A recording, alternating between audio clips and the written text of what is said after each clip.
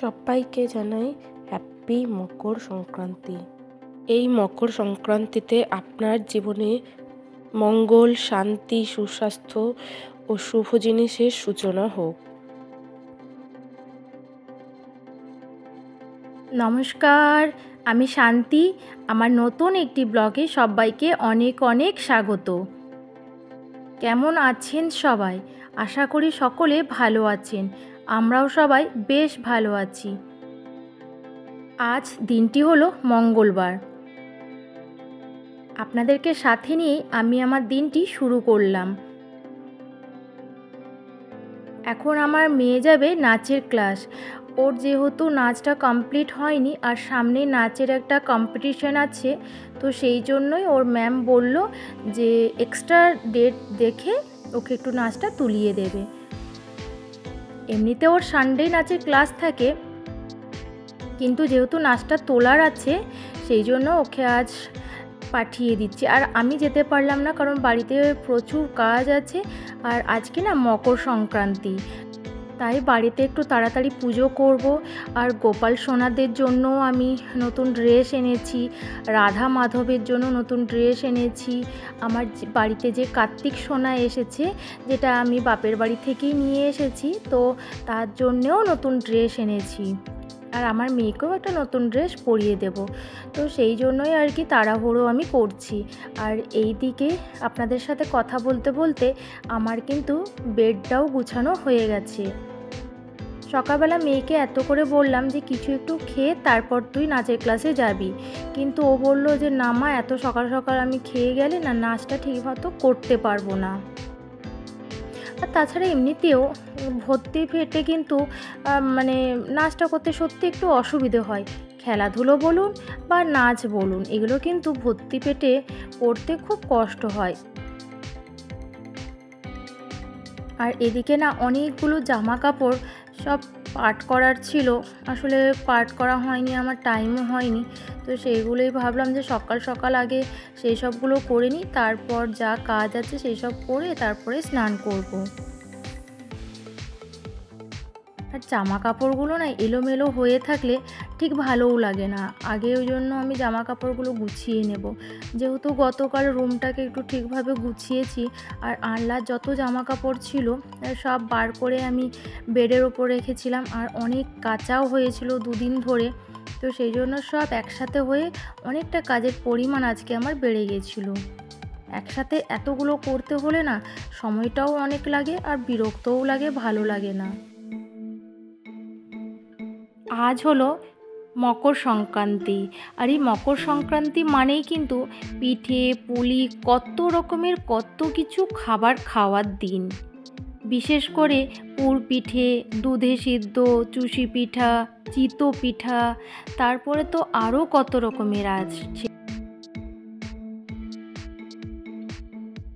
আর এইগুলো আমার সব কাঁচা হয়ে গেছে, এখন যাব ছাদে এগুলো সব মিলে দেব। এদিকে আমার পুজো করাও হয়ে গেছে। পুজো করে নেমে মেয়েকে একটুখানি গানে বসিয়েছিলাম, কারণ গানটা না আজ অনেক দিন হয়ে গেল ও প্র্যাকটিসই করেনি। আসলে বেশ কটা দিন বাবার বাড়িতে কাটিয়ে তারপরে জেঠুর একটা এরকম হয়ে গেল, তো সেই জন্য আমার মনটাও খুব একটা ভালো ছিল না। আর বাড়িতে এসেও না আমার করানোর মন ছিল না। তো যাই হোক, সেই সব করে তারপরে আমি চলে আসলাম এখন রান্না করব। আজকে বেশি কিছু রান্না করিনি, কারণ বাবা মা কেউ বাড়িতে নেই, ওর দেশের বাড়িতে চলে গেছে। যেহেতু মকর সংক্রান্তি সেই হিসেবেই বলতে পারেন, তো ওই জন্য আমরা তো 3 জন খাবো। আর মেয়ের তো মাংস হলে আর কিছু লাগে না, আর আমার হাজব্যান্ডেরও তাই। তো সেই জন্য করেছিলাম একটুখানি খাসির মাংস, আর করেছিলাম ফুলকপি ভাজা, ব্যাস আর কিছু না। আর ভাতে একটুখানি আলু দিয়ে দিয়েছিলাম, তো সেই আলুটাই কাঁচা পেঁয়াজ, কাঁচা লঙ্কা দিয়ে আর কাঁচা তেল দিয়ে মাখিয়েছিলাম। আর এই যে এই দুটো অর্ডার চলে এসেছে, একটা আছে অ্যামাজন থেকে আর একটা আছে গ্রসারি ফ্লিপকার্ট। অনলাইনে শপিং করে করে এত নেশা ধরে গেছে, এখন আর মনে হয় না বাজারে গিয়ে আবার দেখে শুনে কেনো। এখন মনে হয় এই তো বেশ আরামে বসে শুয়ে অর্ডার করে দিচ্ছি যা চাই, আর সেটা সময় মতো ঠিক পেয়েও যাচ্ছি। তো সবার প্রথম দেখুন আমি না আমার জন্য এই শ্যাম্পুটা আর এই হেয়ার মাস্ক বলতে পারেন, মানে কন্ডিশনারের মতো, এই দুটো অর্ডার করেছিলাম। ওটা আমি অ্যামাজন থেকেই অবশ্য অর্ডার করেছিলাম। তো দিয়ে গেছে, এটা আমার খুব ভালো লাগে, ওই জন্য আমি এটা ইউজ করি, যেহেতু আমার চুলটা আমি একবার স্ট্রেটনিং করিয়েছিলাম, তো সেই জন্যই আর কি। আর গ্রসারি থেকে এই যে কিছু কিছু জিনিস আমি অর্ডার করিয়েছি, যেমন ফিনাইল, ডিটারজেন্ট, তারপরে মেয়ের জন্য আটা, একটু সুজি, সাবান, ব্যাস এইটুকুই। আর যখন যেটা দরকার পড়ে তখন সেটা আমি অর্ডার করে নিই। এমন কোনো নেই যে আমাকে মাসের মধ্যেই বা মাসের শেষে বা মাসের প্রথমেই অর্ডার করে নিতে হবে, ওটাই সারা মাস ধরে চালাতে হবে, তেমন না। আমার যখন যেটা লাগে আমি তখন সেটা অর্ডার করে নিই। এখন তো এত জিনিস অর্ডার করা হয়, যারা ডেলিভারি বয় থাকে তারা একদম ভালোভাবে আমাদেরকে মানে জেনে গেছে, চিনে গেছে। তো ডাইরেক্ট জিজ্ঞেস করে না আর যে কোথায় পৌঁছাতে হবে, তো ওনারা জানেন হয় দোকানে পৌঁছতে হবে, না হলে আমার বাড়িতে পৌঁছতে হবে। শুধু ফোনটা করে বলে যে বৌদি জিনিসটা আমি নিয়ে যাচ্ছি, কিংবা হয়তো ওর পাপার ফোন করলে, মানে পাপার ফোন নাম্বারে যদি ফোনটা আসে তাহলে বলবে যে ওর পাপার নামটা ধরে বলে যে তাহলে আমি কি জিনিসটা দোকানে নিয়ে যাব বা এখানে দেব, ব্যাস এইটুকু। মানে এতটাই জানা পরিচয় হয়ে গেছে। আর এদিকে মেয়ের বইয়ের তাকটা আবার একটুখানি গুছিয়ে নিলাম, কারণ আমি যতই গুছিয়ে রাখি ও কোনো মতেই ওটা গুছিয়ে রাখবে না, সেই দেখবেন ঘেটে ঘুনে একদম যাচ্ছে তাই কাণ্ড করে দেয়। আর এদিকে আমার মেয়েকে দেখেছেন, একবার এদিক বাঁকছে একবার ওদিকে বেঁকে যাচ্ছে, ও শুধু বদমাইশি করছে। আর এই দেখুন, চিনতে পারছেন এই যে পুরোহিতটাকে, পুরোহিত মশাই আজকে এখন স্নান টান করে বসে গেছেন ভাইদেরকে সেবা দেবেন বলে আর পুজো করবেন বলে। আমি সব কিছু করে গেছি, রেডিও করে রেখে গেছি, তবুও আর কি ওকে বললাম দুপুরবেলাটা তুমি দিয়ে দাও। তো ওটাই আর কি, ও এখন স্নান করে আর ভাইকে ওর ভোগ দেবে। দেখুন এই ড্রেসটা না পৌষ সংক্রান্তিতে নতুনভাবে পরিয়েছি। আর এই যে রাধা মাধব, রাধা রানী, আমার গোপাল সোনারা সবাই কিন্তু নতুন ড্রেস পরেছে।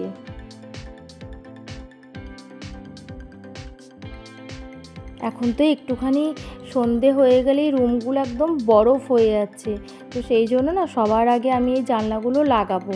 এগুলো লাগিয়ে তারপরে বেডটাকে ভালো করে একটুখানি ঝেড়ে নেব। আসলে আমি বাড়িতে একা, আর আমার হাজব্যান্ড খুব একটা পিঠে খেতে ভালোবাসেন না, আর আমার মেয়ে তো একেবারেই ভালোবাসে না পিঠে খেতে। তো বানাতে হলে সেই আমার একার জন্য বানাতে হবে। আর একটা পিঠে বানানো মানে কতটা কষ্ট করে বানাতে হয়, কতটা সময় লাগবে। আর কেউ যদি না খায় তাহলে কতটা খারাপ লাগে বলুন তো। তখন মনে হবে যে আমি একা খাবো, আমার নিজের জন্যই আমি বানাই, কাউকে খেতে হবে না। বাড়িতে হয়তো মা বাবা থাকলে আমি বানাতাম, তাও কারণ মা বাবারা একটু খেতে ভালোবাসেন। আর ওর পাপাকে যদি আপনি মানে দুটোর থেকে বেশি তিনটে পিঠে দেন, পাটিসাপটা বলুন বা পুর পিঠে বলুন বা দুধে সিদ্ধ যাই দিন না কেন, এমনকি সরু চাকরির পিঠেটাও যদি খুব পাতলা করে বানিয়ে দিই তাহলেই হয়তো তিনটে খাবে, ব্যাস তাও ছোট ছোট। আর এমনিতে না হলে তো ছুঁবেও না, খেতেও চায় না। তো কেউ যখন খাবে না, সেই রুটি খাবে, বা আমার মেয়ে হয়তো সেই ভাত খাবে বা রুটি খাবে, তো একার জন্য এত কেন কষ্ট করব। আজ না আমার সারাটা দিন ভীষণ পিঠে খেতে ইচ্ছে করছিল, মানে প্রচুর পরিমাণে।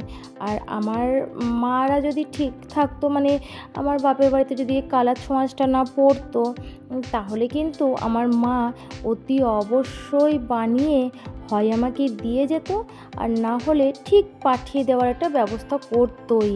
এতটুকু তো আমি জানি, কিন্তু কি আর করা যাবে, তারাও তো সেটা করতে পারবে না।